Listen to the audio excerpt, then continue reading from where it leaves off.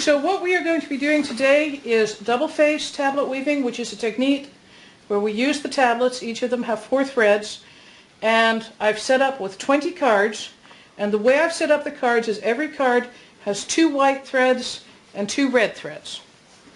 And then I've also set them up so that when I threaded them, for the first one the string goes from left to right through the card, the next one it goes from right to left, and then left to right and right to left. This is known as alternating SZ threading, and it really doesn't matter which one you do first, so we're not going to worry about what constitutes S and what constitutes Z. We're just alternating is the key point. Now the second thing that we're going to do, now that we've set this up, we've checked that the cards turn freely, and now it's time to start the weaving. And what I like to do is I like to do a couple of turns where we just go straight forward to make sure I've set up the cards correctly. As well, I like to have a natural starting point to beat against, hence the popsicle stick. So I put in a popsicle stick in the shed, turn all the cards, put in another popsicle stick, turn the cards. Now when I cut this off the loom, I can either, if I'm making site tokens or bookmarks, I can cut between the popsicle sticks and get an evenly sized fringe. So right now I've started, or I'm about to start, and the first thing I do when you start is you start with your string. Here's my shuttle, and I'm going to leave myself a long tail because what I'm going to do is I'm going to weave the tail back into the weaving so that that edge will already be finished. So right now I'm just turning all the cards at once. Put the shuttle through, pull it through, whoa, drop the shuttle. Very important to drop the shuttle. And on the other side, I've got the tail, and I pull that through in the other direction. And I'm not going to tighten right now. Instead, I'm going to turn the cards and beat with the shuttle. And now is when I'm going to tighten, because now the previous threads are trapped in a little channel, so there's more friction, so it's harder to over tighten. Because a very common mistake with double face is to pull it too tight. And if you pull it too tight, it gets ugly and cramped. And so as I'm doing it, I'm checking that I've got all my cards set up correctly. I know that I've got all of them warped correctly, but sometimes one of them may have gotten turned around. So if I've got them all set up correctly, I should be getting horizontal lines, and the alternating threading is why you get the little V's. Now some people prefer to double face weave with all the cards facing in the same direction. Preferences vary. You get slightly different effects, and it's fun to experiment. I just find the alternating to suit me best. Okay, 2 more picks. A pick is when you pass the shuttle through once. So we'll finish this one, and then 1 more pick, and in this last one, remember that tail that I've been dragging around? Well, I don't want to keep weaving with it forever. So what I'm going to do is I'm going to go through and then just drop it somewhere in the middle down below. So it's going to go through part of the shed and then disappear underneath. And eventually when I take it off the loom, that's when I will come back and just cut it even with the fabric and wiggle the fabric, and it's gone. So at this point, again, beat. Now I have to be careful when I tighten that tail, but from now on I can ignore it. And I'm looking at this, and when you look at this, notice it's a little bit uneven. I really need to tighten it up just a little bit more. But you can adjust that slightly by running your fingers across the top. And now I've started weaving. Now I'm going to start double face. Now when you're weaving double face, there's a couple of things that you need to be aware of, some vocabulary. The first thing I'm going to talk about is whether the color is horizontal or vertical. If the whites, the 2 whites, are one above the other, that's vertical.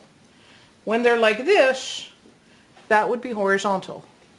Now in double face, whenever the colors are horizontal, you just do the same thing you just did.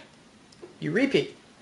The only time we change cards and move them around is when they're in vertical position.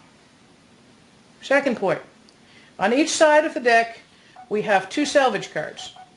The salvage cards kind of tell us what's going on, and they're going to continuously move forward. So when we're weaving, if cards are with the salvage card, they're moving forward. If they're away from the salvage cards, they would be moving backwards in the opposite direction. And the third thing that we're going to talk about briefly is we're going to talk about how many decks we're going to have. We're actually going to have 2 decks, a background deck and a foreground deck, which is currently completely empty. So we have to keep in mind we have 2 decks, but if there's no cards in one of them, we just ignore it for a moment. And then when we look at the pattern, in the pattern, the way I have it graphed here, I've got the salvage on the edges. That tells me what to do. Each card is 1 rectangle, and each rectangle is 2 picks long. So from vertical position, turn, turn again, you're back in vertical. So if I've got a gray rectangle, that means that that card is going to be in the foreground deck. If it's white, it's going to be the background deck. Now I decided in this case to keep it very close to the pattern that my background is going to be white. It is really helpful sometimes to write down what your background and foreground color are. So we're going to use white for background, red for foreground. So I'm going to start at the bottom row. The bottom row says that the salvage cards, now I can tell which color is coming up on the salvage cards by looking at the top front hole. If that's a white thread, then when I turn it forward, I'm going to get white. If it was red, I would get red. So when I look at the first row, the fact that the salvage is white tells me that the white has to be closest to me. And if it was red right now, then I would do 1 more pick of just the horizontal lines just to get it to set up. So this says everything is with the background deck, and the background deck is white. So I weave 2 picks.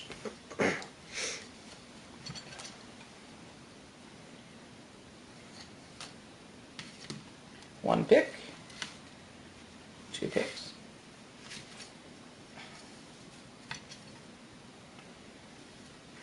And I come to the next line, and the next line, notice now here this is the red, the foreground color. So if this color is the foreground color, then the salvage needs to be with the foreground deck, which happens to be otherwise empty. So now for these 2 turns, foreground deck is going to turn forward. These are no longer with the salvage. They've got to turn the opposite way.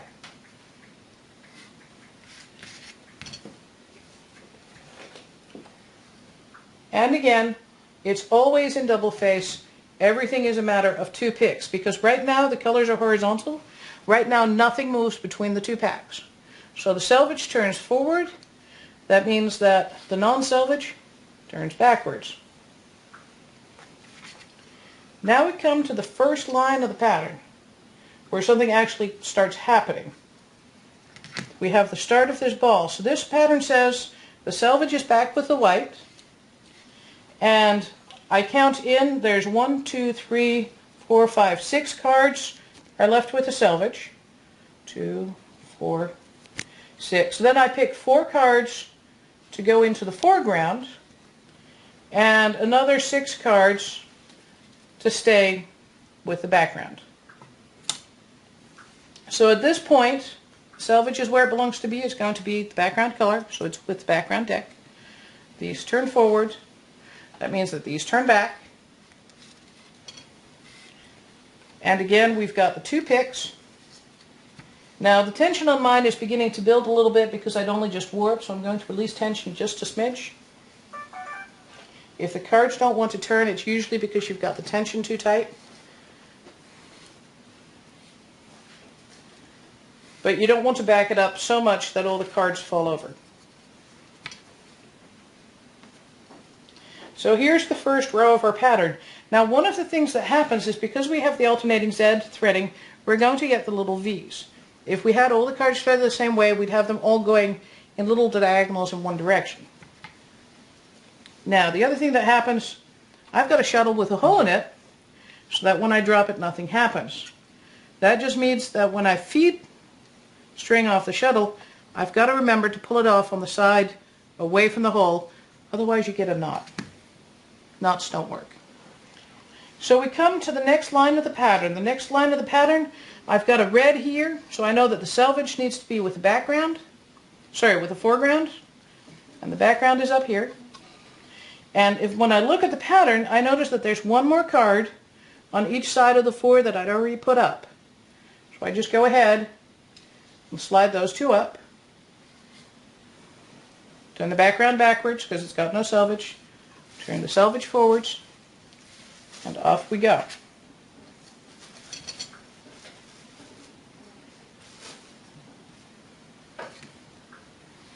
And again, always 2 picks. You never move the cards between the 2 decks unless they're vertical, unless you've got the same color in the 2 front holes. When you first start weaving, it's very common to move them when they're horizontal. And with double face, you don't. You want to keep them in the 2 decks and only move when they're vertical. Now, the next line of the pattern is just like the previous line, except that the selvage, where it was red before, is now white in this hole. So the selvage moves to the background. So the background now turns forwards, and the foreground turns backwards. And slowly but surely, okay, if you have scissors, this would be a good time to cut that tail to get it out of the way. If not, you just string it out of the way. Or one of your students shows up with scissors. Now you don't have to cut it very carefully, just don't cut the string in the shuttle, because that gets awkward. Now at this point I interrupted my weaving, so I have to check, and when I check the current shed, the shuttle hasn't gone through yet. So I go ahead and put the shuttle through, pull it through. Now if I ever stop weaving, when I start back up, I always check, are the colors vertical or horizontal? Because if they're vertical, then I need to figure out where I am on the pattern. If they're horizontal, I need to remember to finish out that row before I start looking where I am on the pattern. When I'm really lucky and I have no interruptions, I just never stop when it's horizontal. But there are times when emergencies happen. So we just finished the 3rd row. We're coming to the 4th row.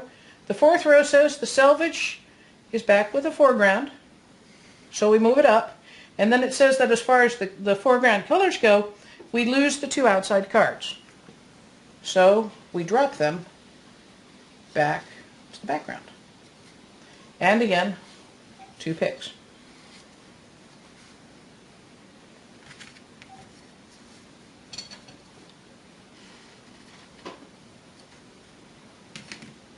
So 1 pick, 2 pick, 3 pick, 4, 5 pick, 7 pick, 7 pick more.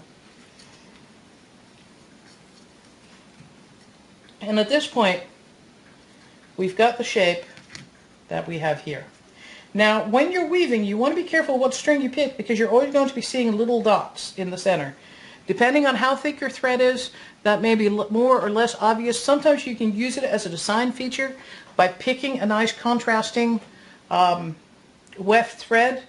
I went with the white, so it's going to pop up a little bit against the red, but not enough to really be a problem. The reason it does that is because when you're doing the cards 2 forwards, 2 back, you're basically laying weaving stitches, for lack of a better word, that curve first from right to left and then from left to right. And so you've got gaps between the curves. And the only way to solve that is to pull it really, really, really tight, but then your designs get really, really squished. And so unless your designs are compensating for being really, really squished, we're back to it not looking as good as it could. Any questions? You've got your selvage going on, off, on, off. Right. Is that important to do in all of these patterns, or does it just happen to be the way that you did it in this pattern? Now, in this particular pattern, I have the selvage going on, off, because the selvage cards are actually threaded exactly the same as the pattern cards. Very often, once you get more advanced, you start doing with selvage that's all the same color, or you might have different extra patterns that you can put in the selvage. But when I first start weaving double face, or when students first start, I like to have all the cards identical. And so at that point you would get 2 on, 2 off, because you would get 2 white and then 2 red, and then 2 white and 2 red when you keep turning. That reminds me of a different, notice that we've already got a bit of twist build up here in the selvage. And eventually we'll get worse and worse and worse because the selvage always consistently turns forward. So what we're going to do is we're going to fix that, but we're actually, this is the one time, the only time you make a change when the cards are horizontal. What we're going to do is first we're going to go to the next row of the pattern, because what happens is there's a way that I can fix the twist so it starts reversing, but if I flip the card here, then instead of white coming up, I'm going to get red. And my pattern's going to break because the white and the red won't match up anymore. So as long as you're still writing down the selvage, it's important that you make this change when it's horizontal. Once you make the selvage all the same color, or it becomes less important, once you've got the muscle memory, then you can change it whenever you feel like it.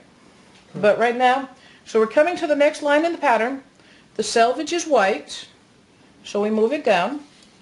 And then we notice that those 4 cards are going to come down, and on either side, 4 cards are going to move up. So I'm going to count the 4 cards on the left, move them up, move the 4 cards down, and move the next 4 up. And at this point, I'm going to make my first turn, which starts the second set of the balls in the pattern. And note that now, if I flip the selvage like this, I've still got the white on top. And by flipping, and then I promptly tripped it. By flipping the card around its vertical axis, what happens in this case is when I turn it forward, it's going to have the effect as if it was being turned backwards. So it's going to unwind all the twist that built up. Let me do the other side too. So again, you take the card, and there's only ever one way that you can turn it. You can't turn it the other way because there's string in the way. So you turn it the way it can go, and you turn it the way it can go.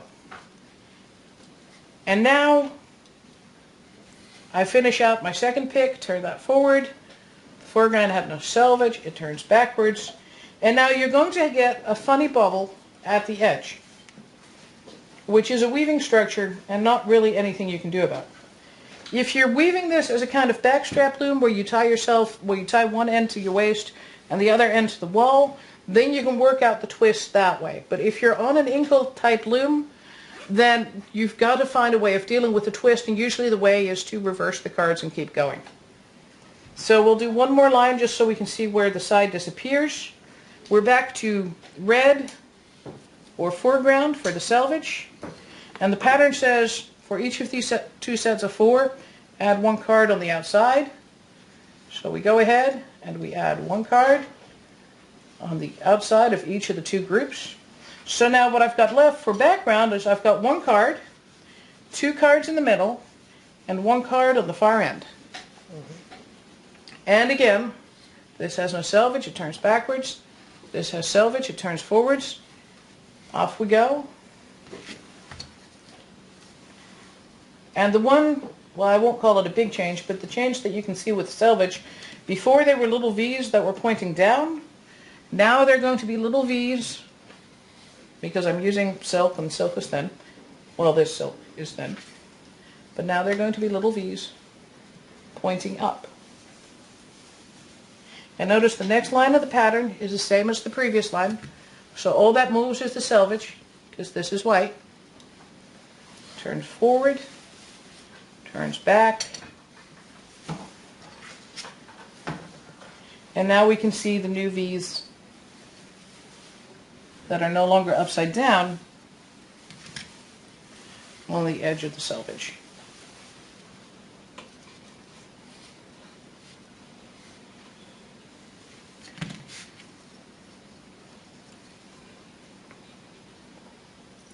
And just to finish out the one pattern, I'm going to do this last row here.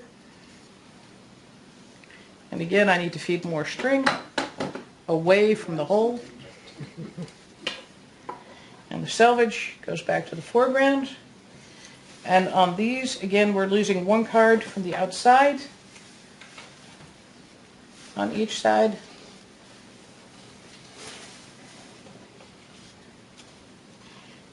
And selvage goes forwards, and the other one goes backwards. And when you first start weaving double face, you spend a lot of time muttering about the selvage. Selvage goes forwards, selvage goes forwards. When you ever find yourself saying selvage goes backwards, you're doing it wrong. But now what's happening is the selvage is slowly beginning to untwist. And eventually it will become completely twisted up in the opposite direction, at which point you again flip the cards the same way we did, and then it will start going in the other way.